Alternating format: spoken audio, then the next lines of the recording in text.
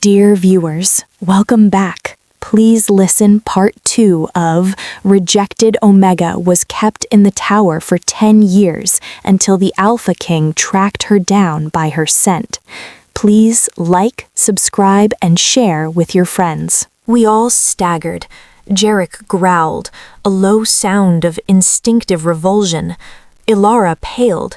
Cassian moved closer to me, his warmth a barrier against the emotional vacuum. "That's what I heard," I whispered, my heart pounding against the memory of that shriek. "It's awake, and it's starving." We had no choice but to go on. Turning back meant leaving this cancer to grow. My connection to the land song was a guide, a compass pointing toward the source of the sickness. We followed it into the deepening desolation. We found the first evidence at dusk, a stone circle much smaller than the Howlforge, its standing stones cracked and leaning. At its center was not an altar, but a hole, a perfectly circular, smooth-sided shaft plunging into absolute blackness. And around its rim, the ground was not just dead, it was inverted. Instead of gray, it was a shiny obsidian black and cold, a cold that leached the warmth from the air around it. This was not a place of death, it was a place of uncreation. "A well," Cassian murmured, peering over the edge, "but not for water." "For song," I said, understanding dawning with dread. "This is where it feeds, it drinks the essence of the land." As if summoned by our recognition, the hunger pulsed again, stronger, and from the depths of the well, shapes began to coalesce. They rose like smoke, forming into the silhouettes of wolves, but these were not phantoms of scent and memory like the Warden's creations. These were shadows given hunger. They had form but no substance, outline but no detail. Their eyes were pits of deeper darkness, and they made no sound. Their silence was more terrifying than any howl. They flowed over the rim of the well and came for us. The fight was a nightmare. Our blades and claws passed through them with little resistance, only to have the shadows reform instantly. They didn't attack with physical force, they brushed against us, and where they touched, a piece of you vanished, not flesh, something deeper, a memory, a feeling, the taste of your mother's cooking, the warmth of a first hunt, the scent of your favorite season. Jarek cried out, not in pain, but in confusion, as a shadow swept over him. "My daughter's face, I can't remember her laugh." Ilara fought with silent, desperate fury, but her movements grew slower, her fierce confidence leaching away as a shadow siphoned off her first victorious battle. They were feeding on our stories, on what made us us. Cassian fought like a demigod, his stormfire aura flaring, and for a moment the shadows recoiled from the raw, vibrant energy of him, but they were endless, pouring from the well. I stood, paralyzed not by fear, but by revelation. I could see it. With my new senses, I saw the connection. Each shadow was a tendril of the great hunger below, reaching up. And I saw what it was taking, not just memories, but the very scent signature, the emotional resonance that tied a wolf to the land. It was severing the individual notes from the great song and swallowing them. It wasn't attacking me, it circled me, curious, wary. I realized why. I was now part of the land song. I was not just a note, I was a conductor. To consume me would be to consume a piece of the melody itself, a richer prize. An idea, desperate and wild, formed. I couldn't fight the shadows, but maybe I could fight the song they were creating, the song of hunger and silence. I dropped my knife. I closed my eyes. I ignored the battle, the cries of my friends. I turned my awareness inward to the warm, steady hum of my connection to the world. I found the new song, the redeemed song of partnership between wolf and earth that had been born at the Heartstone. It was small, fragile, a lullaby compared to the screaming void hunger of the Blightlands. But I began to sing it, not aloud, with my soul. I poured my will, my memories, of the tower's silence, of Cassian's stormfire scent, of the Howlforge's truth, of the Heartstone's transformation. I gave it everything I was. At first, nothing happened. The shadows continued their silent feast. Then Cassian understood. He stopped fighting. He stood his ground, and he began to howl. Not a battle cry, a true howl, a song of the Ironblood pack, of rivers and mountains, and the weight of a crown chosen for love, not power. He poured his story into the air. The shadows around him flinched, confused. They were made to consume passive memories, not to withstand an active, defiant story being shouted into the void. Jarek, shaking off his confusion, heard his king's howl. He remembered his daughter's laugh, not as a lost thing, but as a gift. He added his own voice, a soldier's ballad, rough and honest. Ilara joined, her song a fierce, sharp ode to freedom and the bond of a chosen pack. Our individual songs were weak against the consuming silence, but they weren't individual long. As we sang, my connection to the land song acted as an amplifier. Our 4 small stories began to weave together. They tapped into the deeper melody of the living world beyond the Blightlands, the sigh of pines, the rush of rivers, the howl of 1,000 free wolves. That greater song, so long silent here, began to resonate through me into our combined chorus. We weren't just singing our stories, we were singing the world's memory back into this dead place. The effect on the shadows was catastrophic. They writhed, not in pain, but in rejection. They were entities of absence. Our song was a torrent of presence. Where our combined melody touched them, they didn't dissipate. They filled.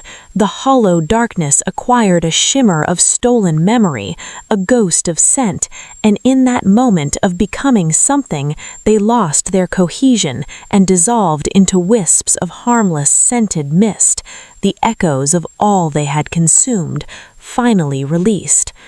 The well of darkness shrieked, a sound that was the absolute antithesis of song, a tear in the fabric of silence itself. The pulse of hunger became a frenzied, panicked thrashing, but it was too late. We had planted a seed of life in the heart of the void. The black, inverted ground around the well began to lighten, to gray, then to brown. A single fragile blade of silver grass pushed up through the hard, packed earth. The well did not close, but the shadows stopped rising.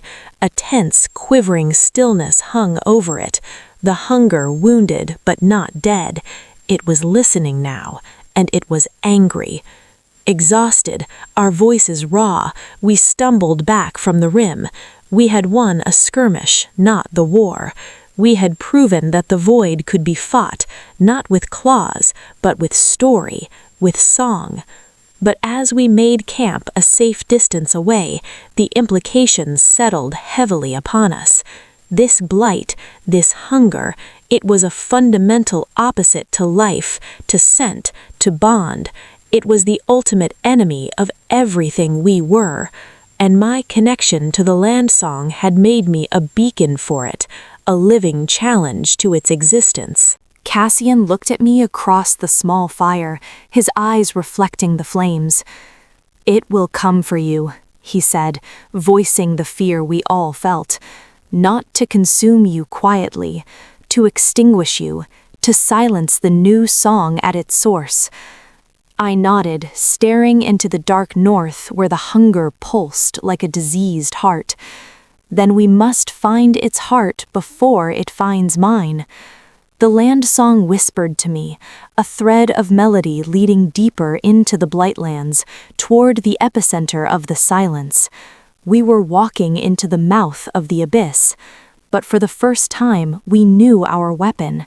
We had to remind a dead land how to live, and to do that, we would have to sing our world back into being, note by desperate note.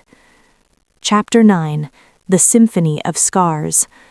The deeper we traveled into the Blightlands, the more the world unraveled. Color leached away until everything existed in shades of gray and bone. Sound died. Even our footsteps were swallowed by the hungry ground. The air remained scentless, a vacuum that made my wolf whimper in confusion. It was a landscape of negation.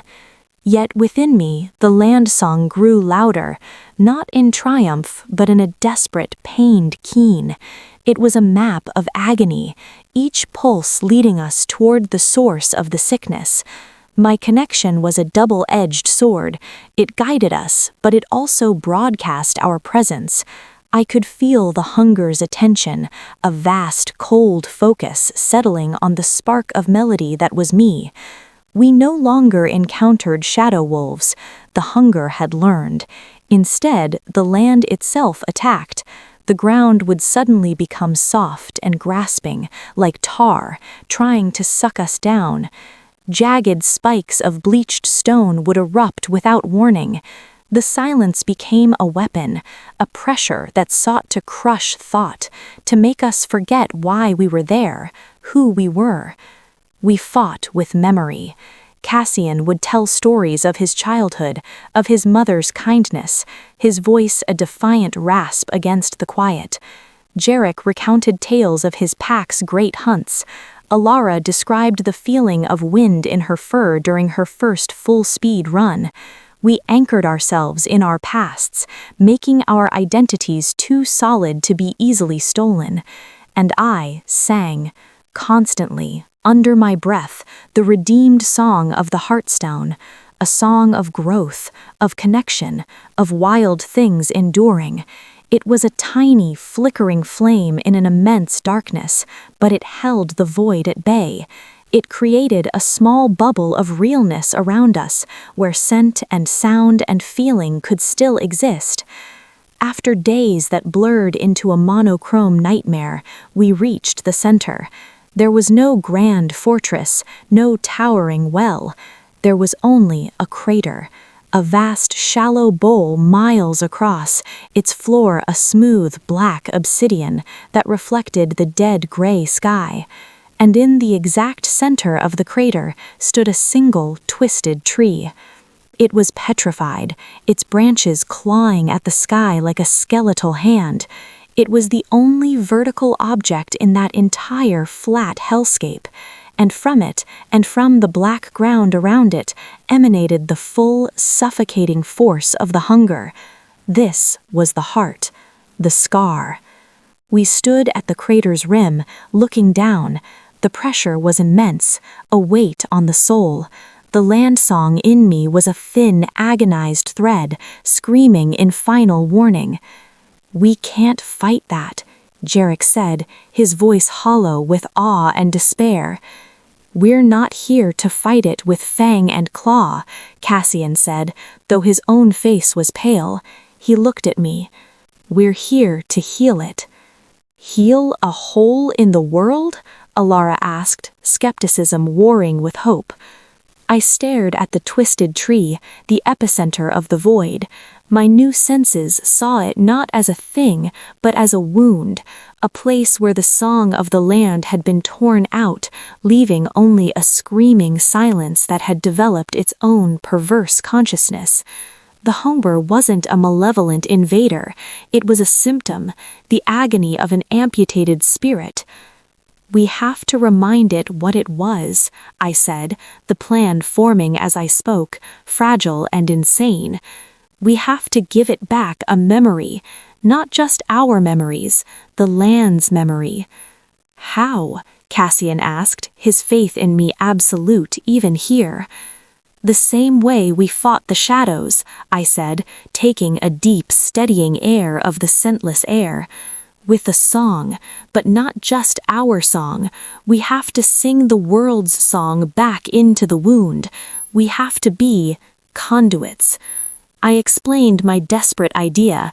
We would go to the tree, the scar's heart, and there, each of us would pour our deepest, most fundamental memory, the memory that defined our connection to the living world, into the void, and I would use my bond with the land song to amplify it, to channel the echoes of the world's lost melody through us, into the scar. It was a risk beyond reckoning. To open ourselves so completely in the presence of the hunger was to offer it a feast. If our will faltered, if our memories were consumed instead of given, we would be erased, and the scar would grow stronger. No one hesitated. Jarek simply nodded. Alara cracked her neck. "Let's give this silent bastard something to listen to." We descended into the crater. The black glass was cold underfoot, so smooth it was like walking on frozen midnight. The silence was absolute, a physical wall. With every step, I felt the hunger's attention sharpen, a predatory interest in the spark of melody that was me. We reached the petrified tree. Up close, it was even more horrifying, a monument to lifelessness. The air around it crackled with static negation. We formed a circle around its base. We joined hands. The contact was vital, a circuit of living will. "Ready?" Cassian's voice was a thread of sound in the void. We all nodded. I closed my eyes and plunged into my connection with the land song. I found the thin, pained thread, and instead of defending it, I opened it wide. I became a channel. I reached out with my senses, beyond the blight, to the living world, to the distant sigh of the pines, the chuckle of streams, the howl of wolves under a real moon. I gathered the echoes of that lost song. "Now," I whispered. Cassian began. His memory was not of battle or crowns. It was a moment of pure, uncomplicated belonging. A young boy, curled in his mother's arms by a fire, listening to her hum an old lullaby, safe, loved, the scent of lilac and wood smoke wrapping around him. He poured that warmth, that safety, that scent of home into the circle, and through me into the land song channel. The void recoiled. The memory was an anathema to the void, but I didn't let the memory be attacked. I let it flow, a river of golden warmth into the blackness at the base of the tree. Jarek went next. His memory was of the earth itself, the feeling of soil under his paws after a rain, rich and cool and alive, the scent of turned earth and growing things, the satisfaction of a den well dug, a place of safety born from his own labor, a memory of foundation, of belonging to the dirt and stone. Alara followed. Her memory was of the sky, the incredible, weightless freedom of her first shift under a full moon, the wind rushing through her fur, the world spread out below, limitless, the scent of ozone and high, cold air, a memory of boundless potential, of the joy of movement. Their memories flowed into the channel, blending with Cassian's, becoming a tapestry of lived experience, earth, sky, hearth. Finally, it was my turn. I gave my tower memory. Not the loneliness, but the moment I found the strength within it. The day I realized my silence wasn't emptiness, but a deep listening. The day I heard a bird build its nest in a crack outside my window, a tiny, persistent act of creation against all odds. The scent of wet stone and determined life, a memory of hope forged in stillness, of strength found not in noise, but in quiet endurance. Our 4 streams of memory merged in the channel, and through my connection, the distant echoes of the world's song rushed in to meet them. The sigh of the pines became the breath of Jarek's earth. The rush of rivers became Alara's wind. The howl of wolves became Cassian's lullaby. And the quiet growth of roots in dark places became my enduring hope. We were not just singing our stories, we were singing the world back to itself. The effect on the scar was not explosive, it was transformative. The mirrored black obsidian at our feet began to dull. Then it cracked with a sound like a giant ice sheet breaking. From the cracks, not darkness, but color seeped out, the rich brown of soil, the faint green of lichen. The petrified tree shuddered. With a groan of ancient agony, a piece of its bark sloughed off, and beneath it was not dead stone, but the silvery gray of living bark. The hunger screamed, a soundless, psychic blast of rage and denial that made our noses bleed and our minds reel. It fought back, trying to swallow the melody, to refreeze the thawing earth. The void pressed in, a crushing weight of nothingness. Our circle held. We held hands tighter, our knuckles white. We poured out more, every joy, every sorrow, every scent, every sound that made us who we were. We gave until we were empty. And then, from the empty places, the land song itself began to well up. It was no longer an echo from afar. It was a new note, born right here in the scar. A slow, deep, resonant tone of healing, of scar tissue forming. It was not the song that had been lost. That was gone forever. This was a new song, woven from the threads of our memories and the world's resilience. A song that remembered the wound and sang of survival. With a final, shuddering sigh, the petrified tree breathed. A single green leaf, impossibly vibrant against the gray, unfurled from a twig. The void shattered, not with a bang, but with a whisper of returning sound, the sigh of a wind that now carried the faint, clean scent of snow and stone. The oppressive silence lifted. The black glass was replaced by rough, wet bedrock.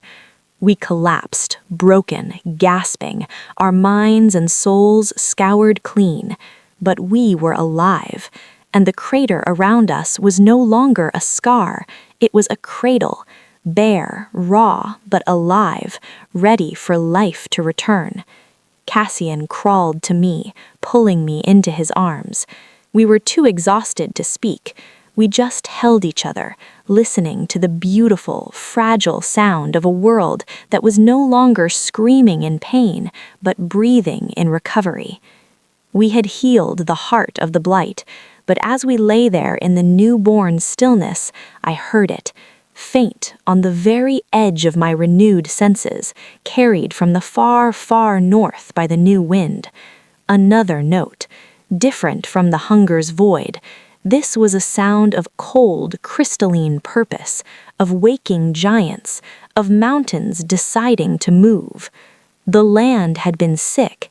We had healed a symptom, but the cause, the original wound that had created the blight, that still lay ahead, and it was stirring. The wind carried scents of nothing but ice and time.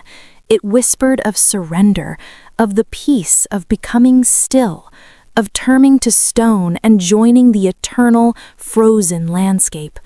Our memories, so potent against the void, were of little use here.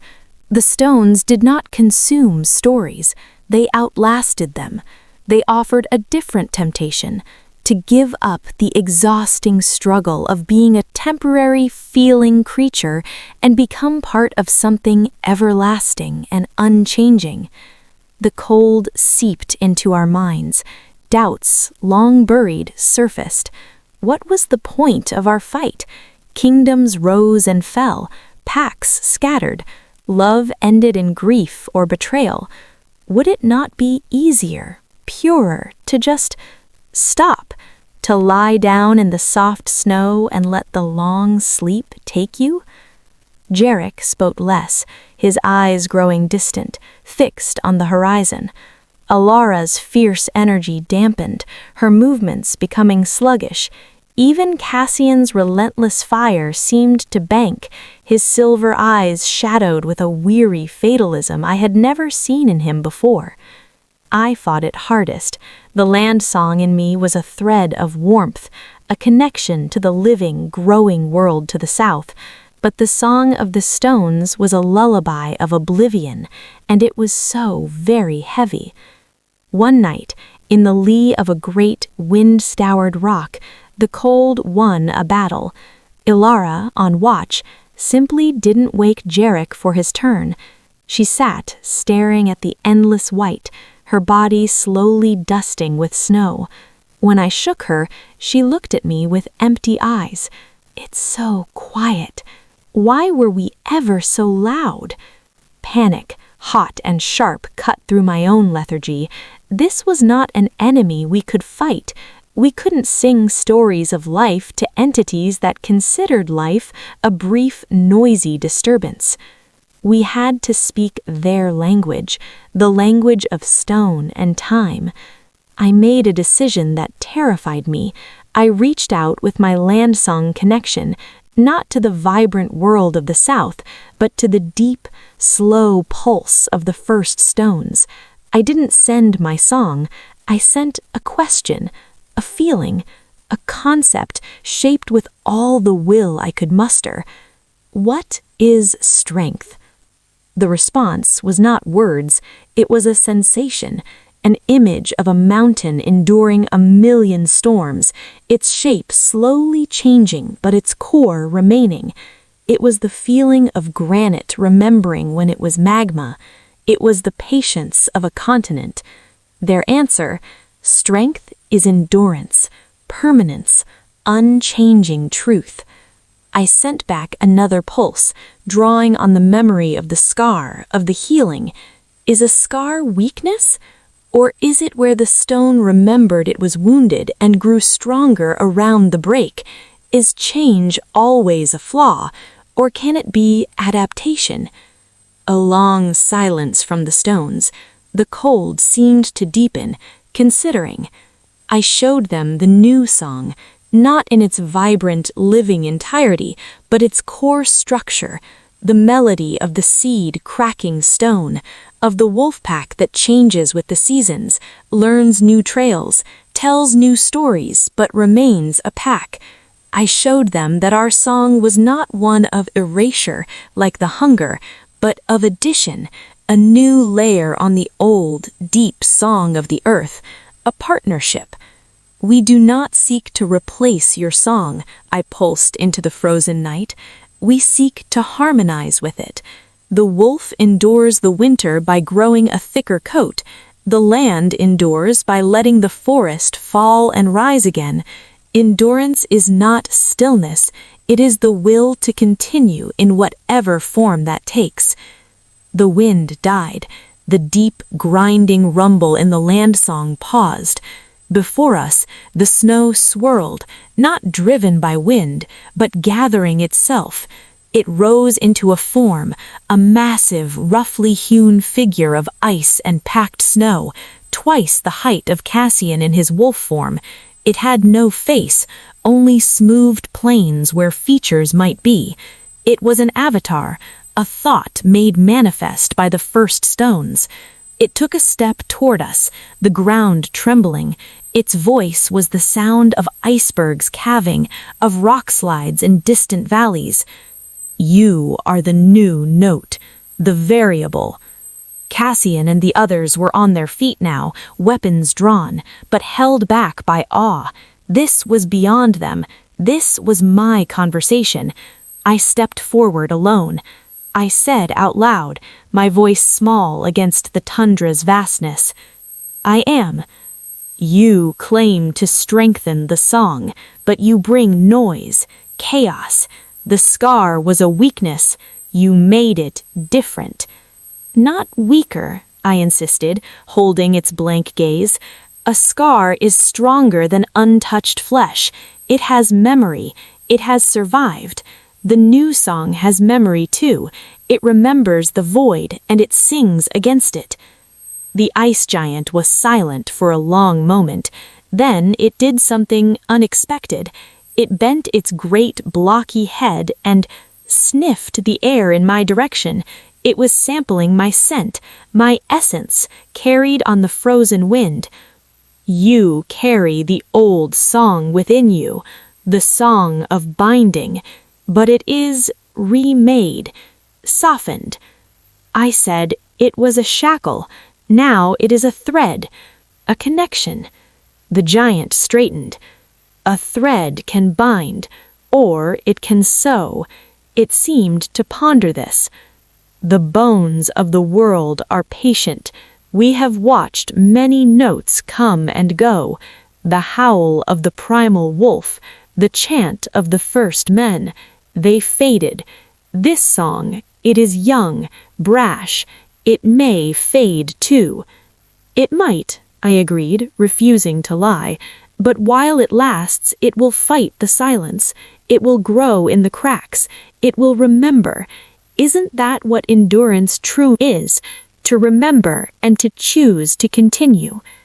The avatar of the first stones stood immobile for so long I thought it had become a statue again. The cold remained, but the soul-crushing weight of it, the tempting lullaby of surrender, had lifted. Jarek shook his head as if clearing water from his ears. Alara blinked, her fierceness returning to her eyes. Finally the giant spoke, its voice quieter now, a deep glacier's groan. We will watch. The new note may join the chorus, or it may break against the stones. Time will sing the verse. It took a step back, and then another. With each step it crumbled, dissolving into a shower of dry, glittering snow that was caught by a sudden, gentle wind and scattered across the tundra. The deep, grinding rumble in the land song didn't disappear, but it changed. The note of hostile testing faded, replaced by a watchful, neutral resonance. The pressure was gone. The cold was just cold again, bitter but natural. We had passed the trial of the bones. The first stones had acknowledged us, not as masters, not as interlopers, but as a potential fleeting harmony in their eternal song. We had earned the right tryst, for now. As we turned south, towards the forests and the future, I felt the land song within me settle, stronger than ever. It was now woven with the deep base of the stones, a solid foundation. Our new world had passed its first, most fundamental test. But the song also carried a warning from the giants, a whisper on the edge of hearing. Time will sing the verse. Our hard-won peace was provisional. It would need to be earned, again and again, by the lives we lived and the stories we told. The journey home was about to begin, and the true work, building a kingdom worthy of the song we had fought so hard to sing, was just starting. Chapter 11: The Unsilent Kingdom. The return from the frozen north was a pilgrimage through a world waking up. The further south we traveled, the more vibrantly the land song resonated within me. It was no longer just a connection, it was a conversation. I could feel the health of the forests in the rush of sap, the joy of the rivers in their spring melt song, the quiet contentment of deep, old stones. The scar was a fading ache, a memory of healed pain. The first stones were a steady, grounding bass note far behind us. But the melody was changing in other ways too. As we neared the borders of what had been Cassian's, no, our kingdom, new notes entered the chorus. Notes of confusion, fear, and a fragile, burgeoning hope. The collapse of the council's power and the silencing of Theron's ghost had created a vacuum. Packs were leaderless, borders were in dispute, and the old lies were crumbling, leaving raw truth exposed. We were no longer just survivors. We were returning as the authors of the new song, and everyone could hear it, whether they understood it or not. Our first encounter was with a scout patrol from the Ironblood border guard. They emerged from the tree line, wary and armed, their sense a muddle of anxiety and duty. Their captain, a grizzled wolf named Torvin, froze when he saw Cassian. His eyes widened, then flicked to me, to my pale hair and the new, quiet certainty in my stance. He smelled the change on us, not just travel, but transformation. "My king," Torvin breathed, going to one knee. The others followed suit, though their postures were tense. "The capital. There are rumors that you fell in the north, that the council is gone, that strange sickness touched the south valleys." Cassian helped him up.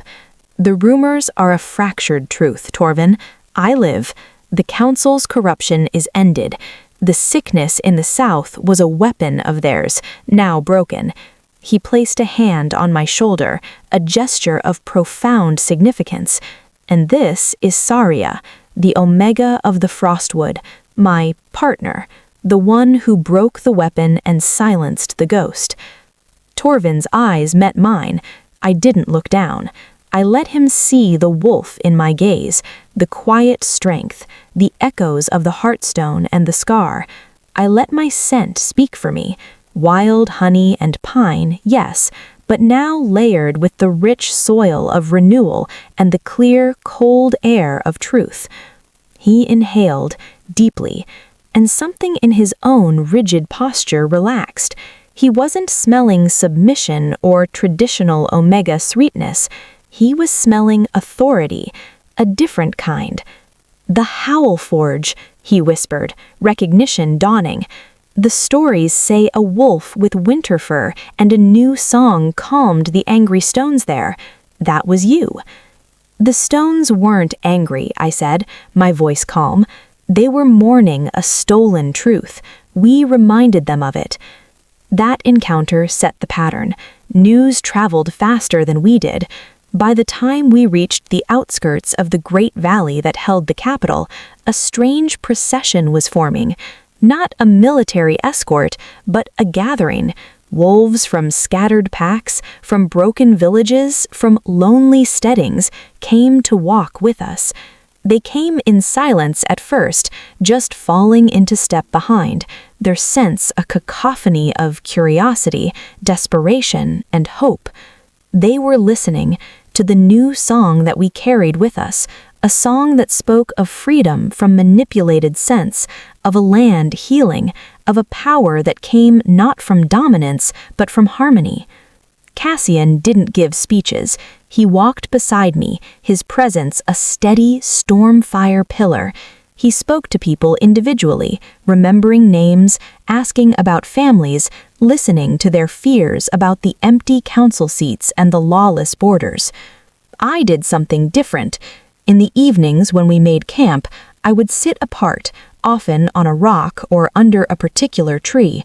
I would close my eyes and listen to the land song of that specific place. Then I would hum, not the full, powerful melody of the Heartstone, but a local variation, a tune that echoed the specific sigh of those pines, the chatter of that stream, the history in that soil. People would gather, not too close, to listen, and as I hummed, something would happen. Their own anxious sense would settle. They would remember their own connection to that patch of earth. A farmer would smell the richness of his fields. A hunter would remember the path of the deer. It was a reminder. The source of true strength was here, under their feet, in the bond between wolf and home, not in a distant throne or a council decree. I was not ruling them. I was reminding them how to belong. When we finally crested the last hill and saw the capital sprawling in the valley below, the sight was not of a triumphant homecoming, but of a hive in confusion. Smoke rose from a few districts, not the clean smoke of hearths, but the black smoke of unrest. The great palace, once a symbol of Theron's cold order and then Cassian's burdened rule, looked like a lifeless shell. The crowd that had followed us, now 100 strong, halted behind us, waiting. Cassian looked at me. The song here is discordant, fear, anger, grief for a stability that was a lie. I nodded. We can't just impose a new melody, we have to help them find their own voice within it. We entered the city not as conquering heroes, but as healers. We went straight to the districts where the fighting was worst, often between packs who had been set against each other by the council's scent propaganda. Cassian used his alpha authority, but not to command obedience, to command a ceasefire, to force a space for listening. And I would walk into the tense, silent, cleared space between the hostile groups. I would ignore the snarls, the bared teeth. I would kneel and place my hands on the cobblestones still stained with blood. I would listen to the pain in the land here, the memory of violence. And then I would begin to hum. It was harder here. The song of this place was wounded, tangled with screams and betrayal. My hum started as a dirge, acknowledging the pain. Then, slowly, it would change. I would weave in the memory of what this street had been, a market full of scents, a playground for pups, a route for lovers' walks.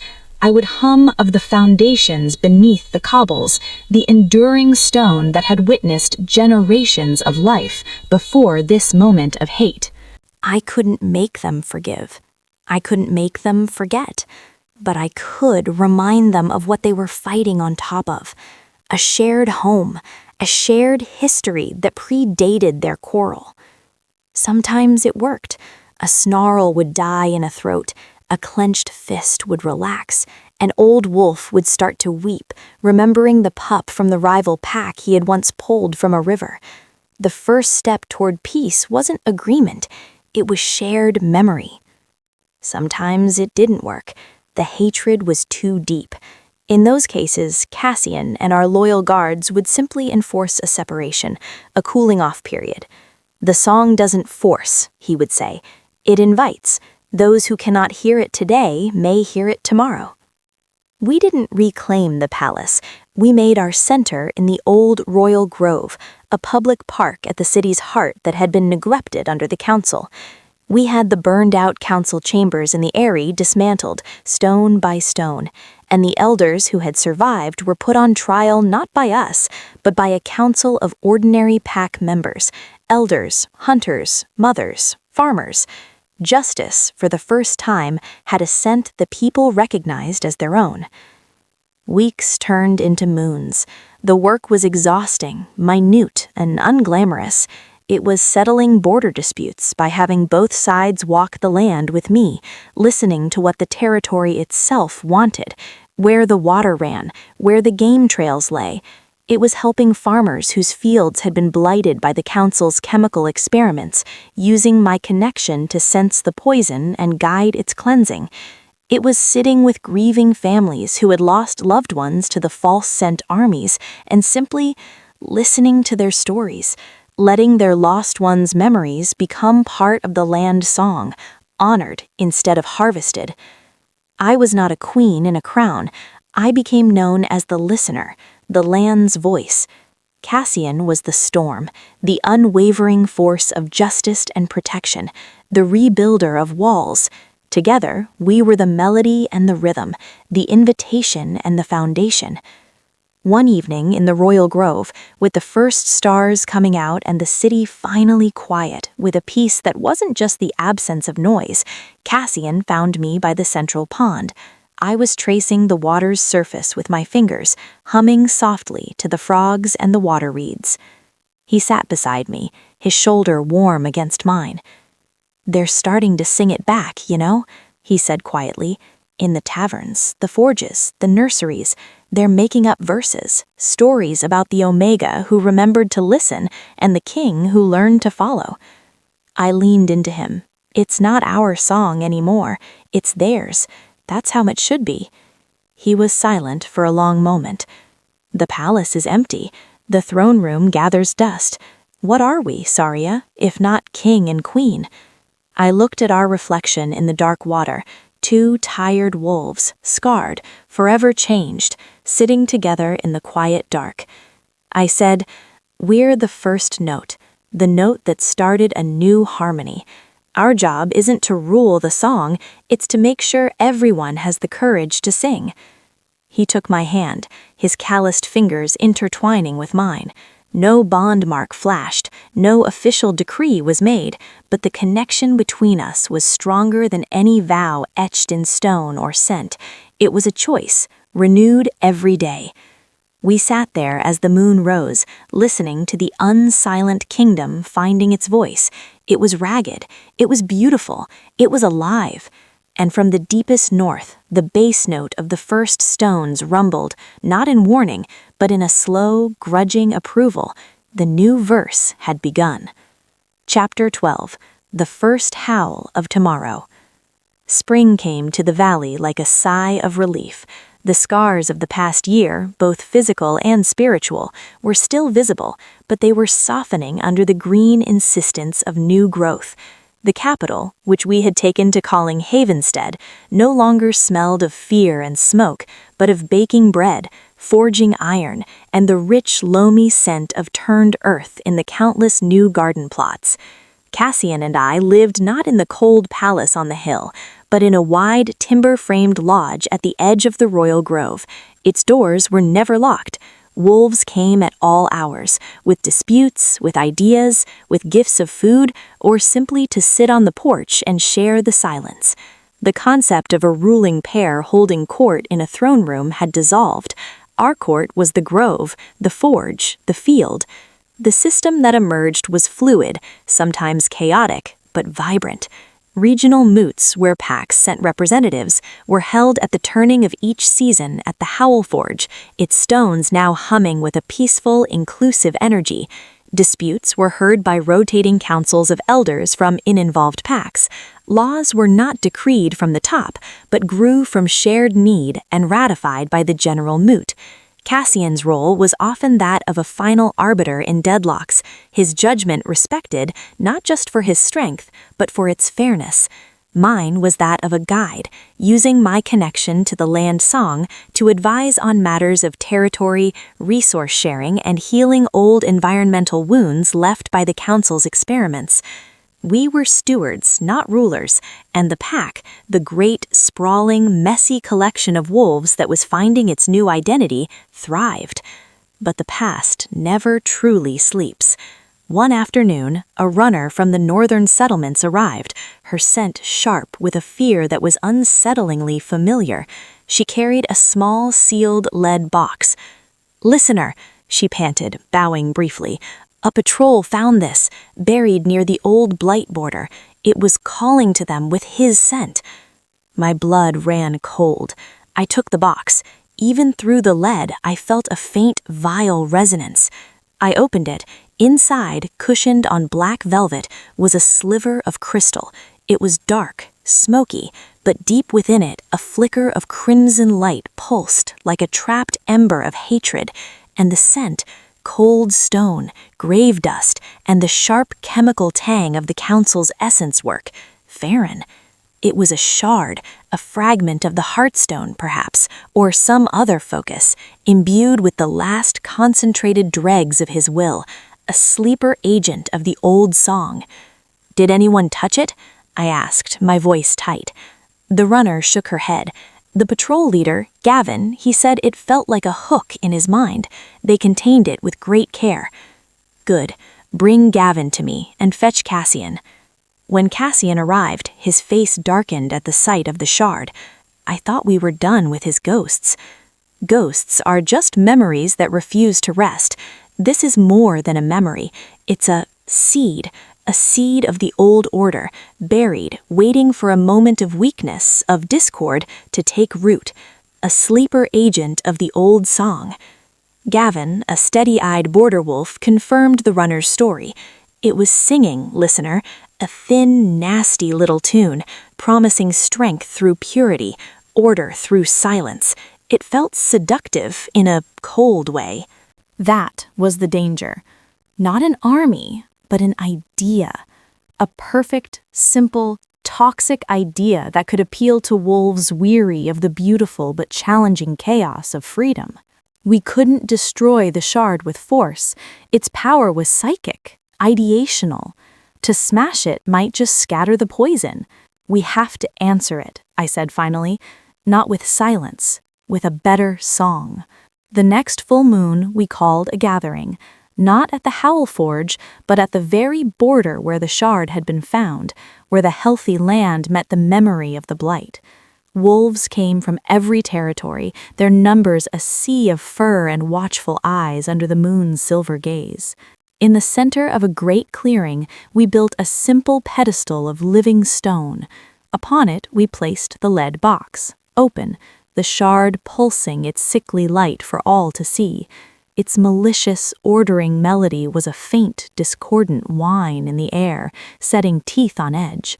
Cassian stood before the assembly, his voice carrying without need for shouting, "You all know what this is.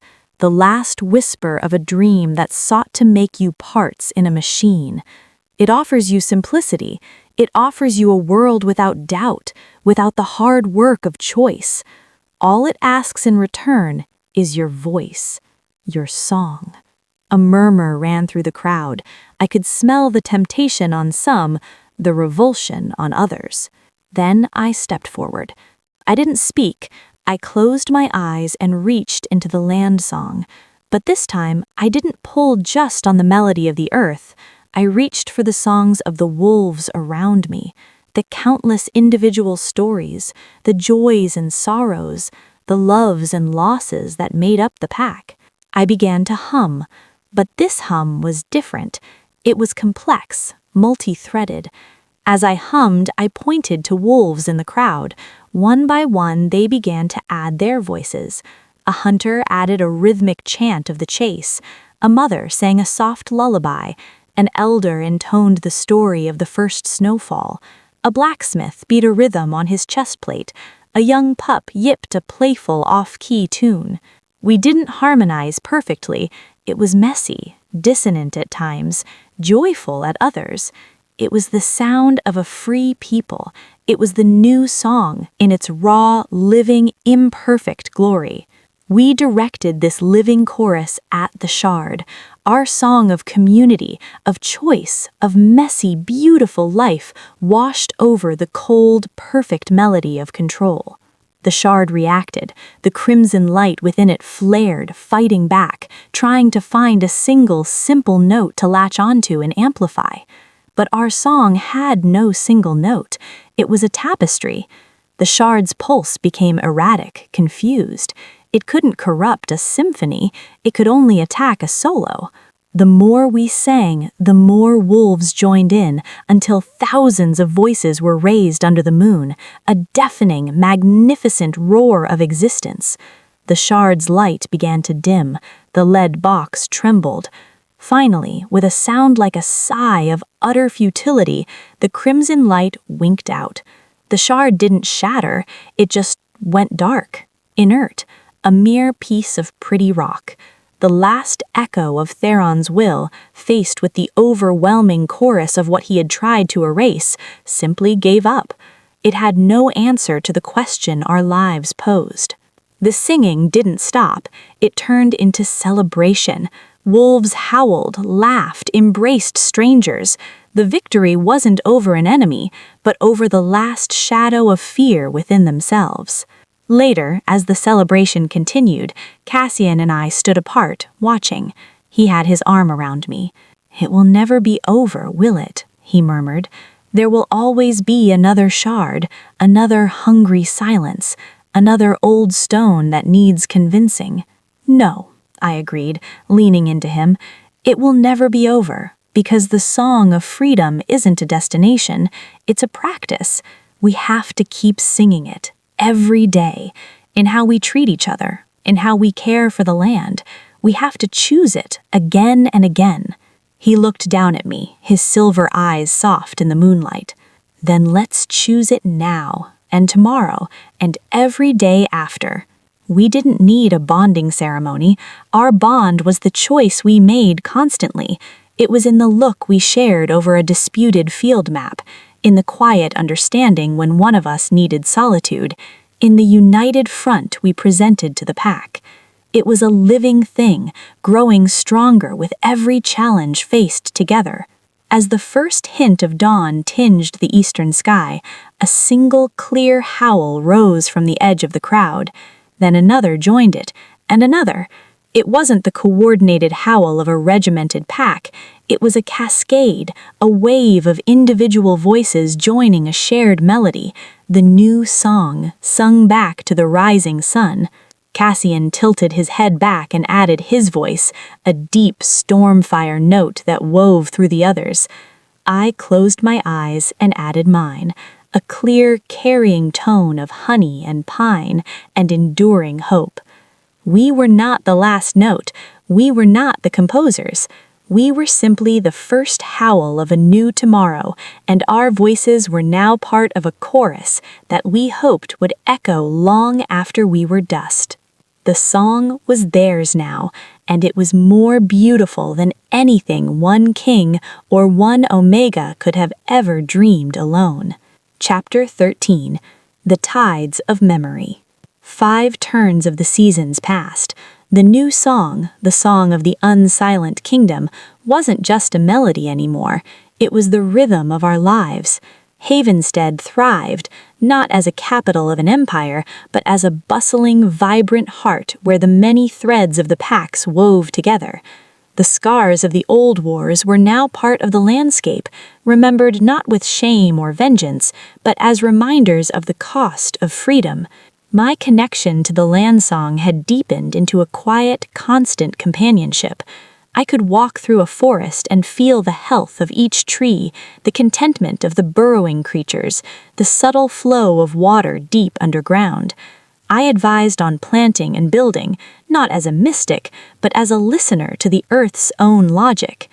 Cassian's role had evolved into that of a chief advocate and defender, his strategic mind now used to organize trade between packs, mediate the rare serious dispute, and train a volunteer guard to protect our borders from the occasional rogue predator or bandit. Problems of a normal, healthy world. We had built a life. A good life, a life of purpose and quiet joy. But the land song is not just of the present, it is a river of time, and it carries all memories. And memories, even healed ones, can have strong currents. The trouble began subtly. A farming village in the eastern foothills reported that their crops, usually robust, were stunted and bitter. The earth, they said, tasted of old sorrow. Scouts sent to the nearby Whispering Plains, now green and alive, returned speaking of hearing faint, ghostly howls on the wind, not menacing, but sad. And in the deep forests to the west, hunters spoke of finding strange, perfect circles of mushrooms that glowed with a pale light at night, and within which all scent vanished. These were not attacks, they were echoes. The land was remembering. The final healed scar in the north was stable, but the process of healing such a deep wound had sent ripples through the world's song. It was as if sealing that great void had caused other, smaller pockets of buried pain, old battlegrounds, sites of forgotten tragedies, places of deep emotional resonance to rise to the surface. The land was purging itself of lingering poisons, and those poisons were manifesting as psychic echoes, as environmental oddities. One such echo found its way to our doorstep. A delegation arrived from the Frostwood, my birth pack. I hadn't seen them since before my rejection. Their alpha, an aged wolf named Bryn, who had been a friend of my father's, stood before our lodge, his scent a complex blend of respect, old shame, and urgent concern. "Listener Saria," he said, bowing his head, "the Heartglade in our territory, the place of the first bond for our pack, it is sick. The great oak there is shedding leaves out of season, and its sap runs black and cold. The air smells of a grief that is not ours. Our pups have nightmares of a crying woman with no face.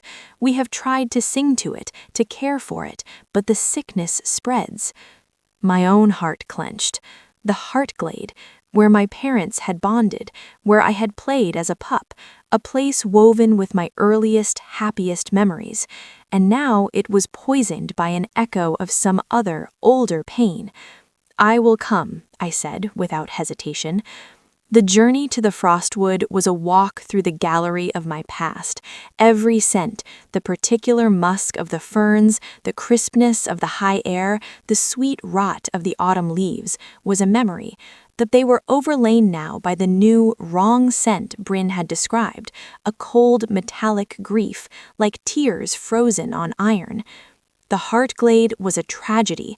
The great oak, once a towering giant of golden wood, stood leafless and skeletal. The ground around it was bare, hard, and the black, tar-like sap oozed from cracks in its bark, pooling in foul-smelling puddles. The air was thick and silent, the normal forest sounds muted. And the feeling, it was a desolation so profound it made my own breath catch. It wasn't the active hunger of the blight, it was the aftermath, the empty chair at the table, the silence after a final goodbye. Cassian beside me grimaced. This isn't an attack, it's a wound that never closed. I approached the tree, my steps heavy. I placed my hands on its frigid bark. I closed my eyes and listened. The memory that washed over me was not the oaks, it was older. It was the memory of the stone beneath the glade, and it showed me a scene from centuries past. A young wolf, an omega of a pack long gone, had come here. Her mate, her alpha, had been killed in a petty border skirmish. The bond had been severed violently, traumatically. In her madness of grief, she had not just mourned, she had cursed the place of their bonding. She had poured all her pain, her rage at the unfairness, her wish that no love should ever grow here, if hers could not, into the earth.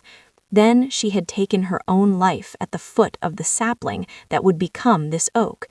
Her immense, trapped sorrow had festered in the land, a buried toxin. The healing of the great scar had been like lancing the world's biggest boil.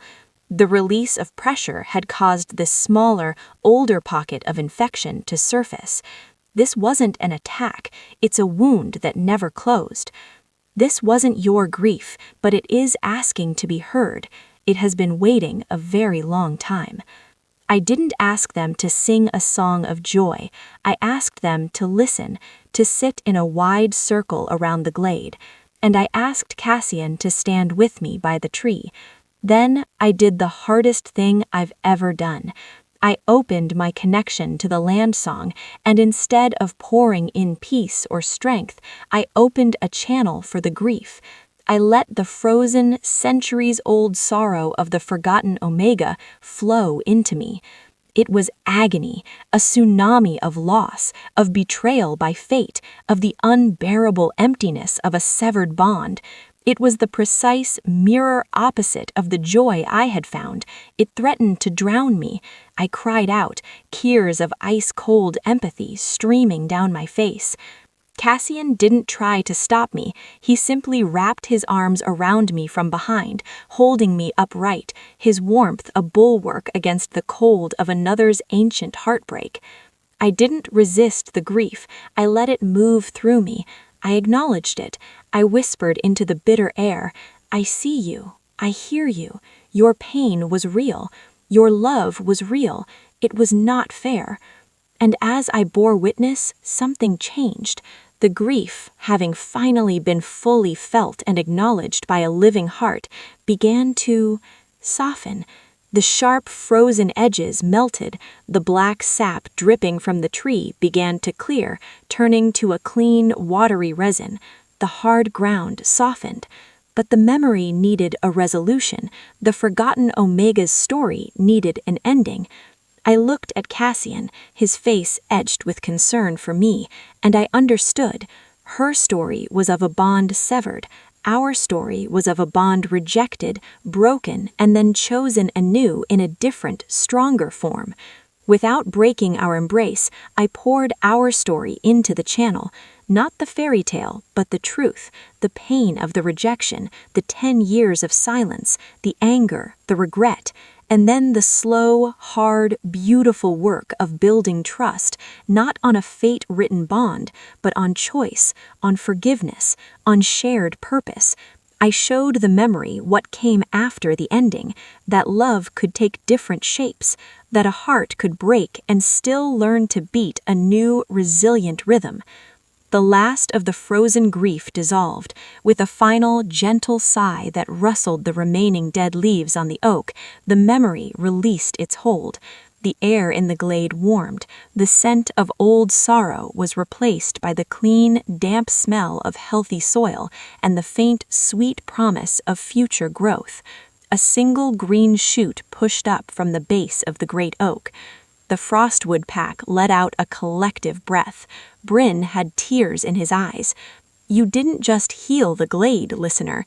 You gave a restless spirit peace. Exhausted, I leaned against Cassian. "The land is remembering," I said, my voice hoarse. "Not just the wounds, but the healings. We have to be ready to listen, to help it grieve what was lost, so it can fully embrace what is growing."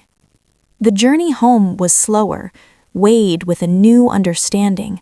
Our work wasn't just about building a new future, it was about healing the past that the future grew from. We were midwives to memory. That night in our lodge, Cassian held me as I shook with the aftershocks of carrying another's century of pain. "It will be like this, won't it?" he murmured.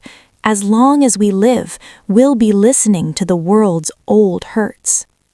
"Yes," I whispered, "but we'll be listening together, and we'll remind it of the new songs, too." The tides of memory would keep coming, but we had learned to swim, and in helping the land heal its deepest scars, we were healing our own. One echoed grief, one whispered story at a time. Chapter 14, The Legacy of Howls.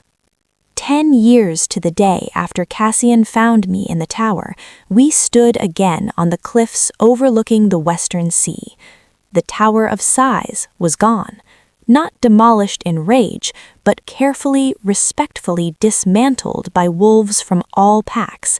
Its stones had been used to build a new beacon, a lighthouse, its steady flame guiding ships and symbolizing that no one should ever be lost in that kind of darkness again. The sea roared below, the same relentless force, but it no longer sounded like a curse. It sounded like a powerful, untamable song, part of the world's great chorus. So much had changed. Havenstead was a thriving town. The moot system was robust. Packs that had been enemies for generations now shared hunting grounds and celebrated festivals together. The new song was no longer new. It was simply the song, passed down to pups in lullabies and work chants. Cassian's hair was shot with silver at the temples, lines of care and laughter etched beside his eyes.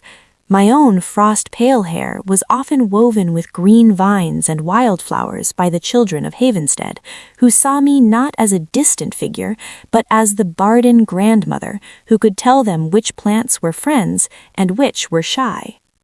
We were not young anymore, and the question of legacy, which we had quietly ignored for so long, began to whisper in the quiet moments. We had no pups. The severed bond had seen to that, and in our deep, unspoken understanding, we had never sought to force what nature and our own history had closed. Our legacy was not to be a bloodline, it was to be an idea, a way of being. But ideas need caretakers. The land song within me was strong, but I was Njordl. Who would listen for it when I was gone? Who would remind the packs to sing their own verses, not just repeat ours? The answer came from an unexpected direction, a young wolf named Kalen arrived in Havenstead. He was from no major pack, a solitary traveler from the far southern marshes. He was quiet, watchful, with eyes that missed nothing, and a scent that was curiously neutral, like clean water over smooth stones. He sought me out, not for blessing or advice, but with a question. "Listener," he said, his voice soft, "the song in the reed beds of my home is changing. The water tells a story of salt creeping in, of the old freshwater springs slowing. The frogs are singing a worried tune, but the pack elders say it's just the weather. Who is right?" I took him to the edge of the royal grove, to a quiet pond. "Sit," I said. "Close your eyes. Don't listen with your ears. Listen with your patience." He did. For a long time he was still. Then his brow furrowed. "The water here is happy," he murmured. "It remembers the rain from 3 days ago.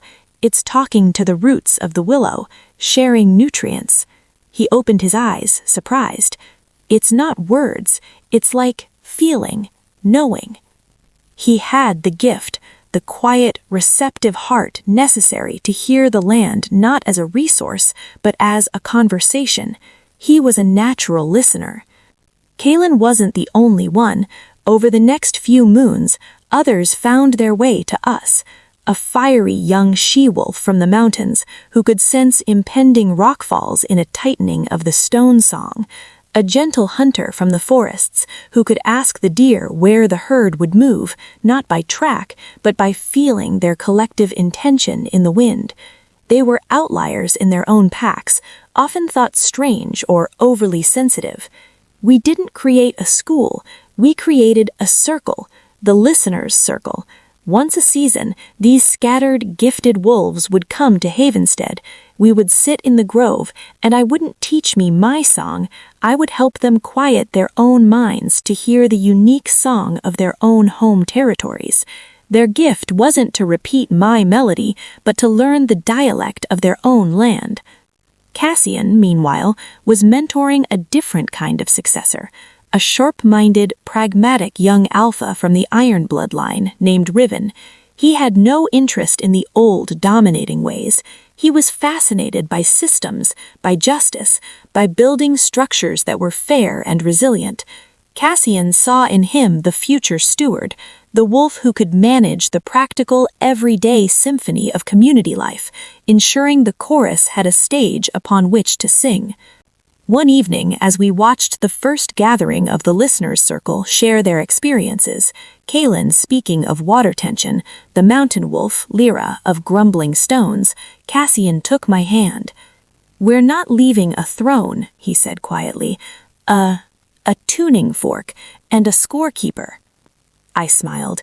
"The song doesn't need a single conductor.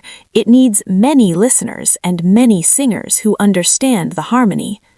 Our legacy would be decentralized, a network of listeners tending the health of the land in their regions, advising their local moots, and a cadre of stewards trained in justice and logistics to ensure the practical melody of society didn't descend into discord. It was a risk. It required trust in the wolves who came after us, but the alternative, hoarding power, creating another rigid hierarchy, was a betrayal of everything we had sung for. The final test of our legacy came in our 15th year. A sickness, not of the land, but of the mind, spread through a Western pack. It was a fever of suspicion, of isolationism, an echo of the old council's rhetoric that true strength came from purity. It was the shard's poison finding fertile ground in a new generation that hadn't lived through the struggle. The local listener, a young Omega named Fen, was overwhelmed. The land song in her territory was clouded with fear. The local steward was at odds with the pack's traditional alpha. It was a crisis that could have fractured the region. Cassian and I did not write in to solve it. We sent word to the listener's circle and to Redfen, the head steward in training.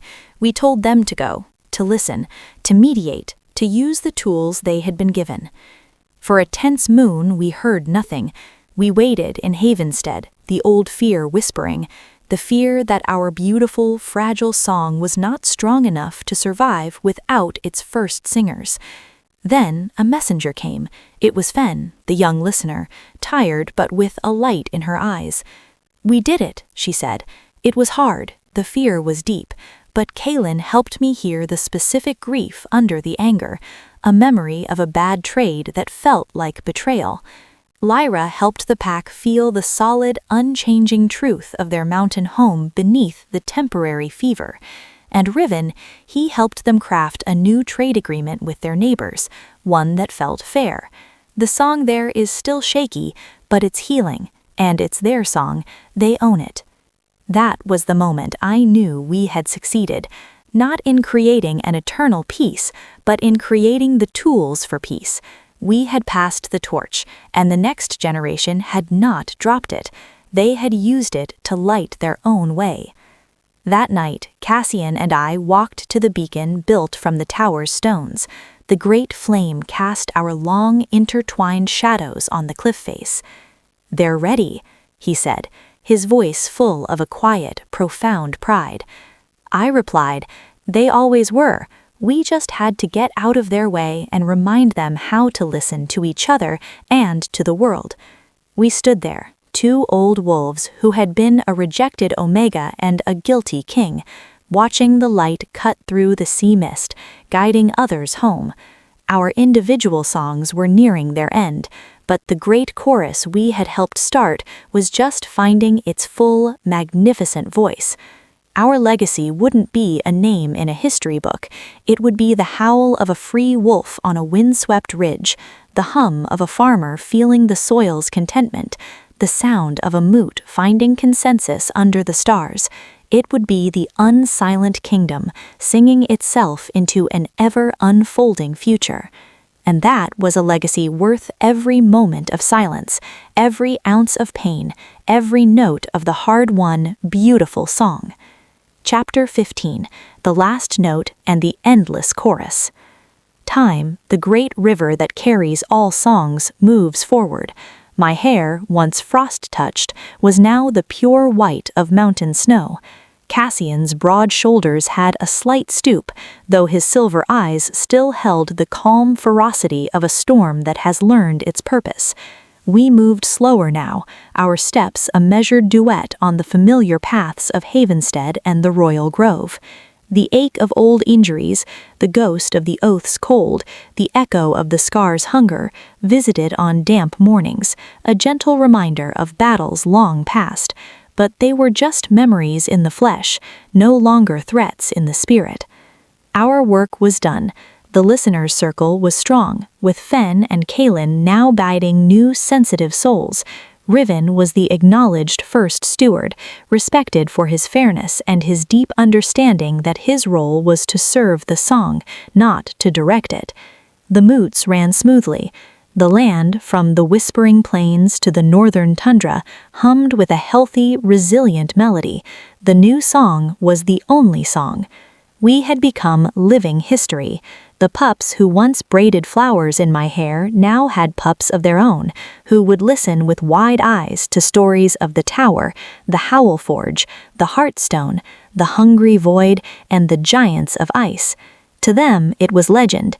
To us, it was the map of our lives. On a day when the autumn sun was a golden coin in a clear, cold sky, Cassian found me in our favorite spot, a sun-drenched rock shelf overlooking the whole valley of Havenstead.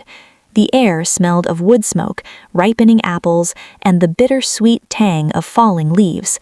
He sat beside me, his warmth familiar and comforting. He didn't speak for a long time, just watched the bustling, peaceful life in the valley below.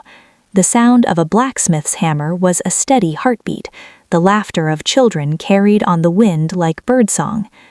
"Do you remember," he said, his voice a soft rumble, "the scent of rain on the tower stones?" I smiled, leaning my head against his shoulder. I remember the silence more, and then the scent of stormfire and pine cutting through it. "I was so afraid that day," he admitted, a confession he'd made before but which held new weight with the sunset of our lives upon us. I gave you those years back, and more. You gave me a world to sing in." We sat in a companionable silence, watching the day begin to wane. My connection to the land song was a deep, steady, contented hum. It was no longer something I actively listened to. It was the fabric of my being. I could feel the valleys settling in for the evening, the trees drawing energy inward, the creatures seeking their dens, the wolves lighting their hearths. It was a lullaby of ordinary, precious life.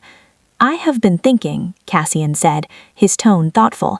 "The beacon light, from our tower, it guides sailors home. But what of wolves who are lost in other ways, who can't hear the song because the noise of their own pain is too loud?" I knew what he was proposing. It was an idea that had tickled the edge of my mind for seasons. "A different kind of tower," I murmured. "Not a prison, a sanctuary, a place for any wolf to go, to be in silence, to remember how to listen, to their own heart, to the land, to find their note again." He nodded. "A place for the broken bonds, the grieving hearts, the confused minds. Not to be fixed by us, but to be given the quiet to heal themselves. A listener's retreat, built not from stones of sorrow, but from timber of hope. It would be our last project, not a monument to our power, but a tool for others' peace."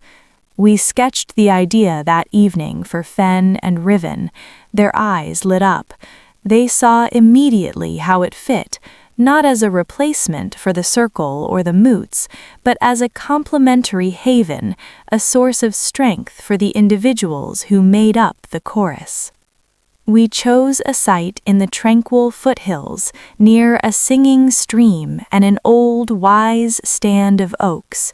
Wolves from every pack volunteered to build it. It rose not as a fortress, but as a series of simple, beautiful cabins connected by covered walkways, with a central hall for shared silence and simple meals. It was open to any wolf, for any reason, for as long as they needed, no questions asked, a place where the only rule was respect for the quiet. The day it was completed, Cassian and I stood hand in hand at its threshold. We would not run it. That was for a new generation of caretakers, chosen for their empathy and patience. We were just the ones who had dreamed the space into being. "It feels right," Cassian said, his voice thick with emotion. "It feels like a beginning," I corrected softly, "a beginning for someone else." That winter was the softest I could remember. The snow fell gently, blanketing Havenstead in peaceful silence. Our lodge was always warm, filled with the scent of pine boughs and the quiet company of friends. Jarek and Alara, now retired and full of stories. Fen and Riven discussing the latest challenges. Young listeners with questions that showed their deepening understanding. I felt my own song, the unique melody that was Saria, beginning to gently fade, not in weakness, but in completion. It was weaving itself back into the great land song, becoming part of the permanent harmony. I could feel Cassian's brilliant Stormfire melody doing the same, softening, blending.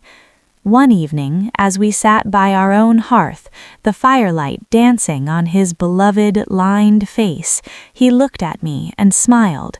It was a smile of utter peace. He said, his voice barely a whisper, "I think my song is almost sung." I reached for his hand. "Mine, too." "It was a good duet," he said. "The best," I replied.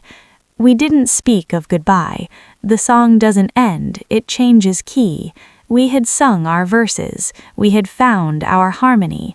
Now it was time for the coda, a gentle, sustained note that would linger in the air before fading, leaving the stage clear for the next movement.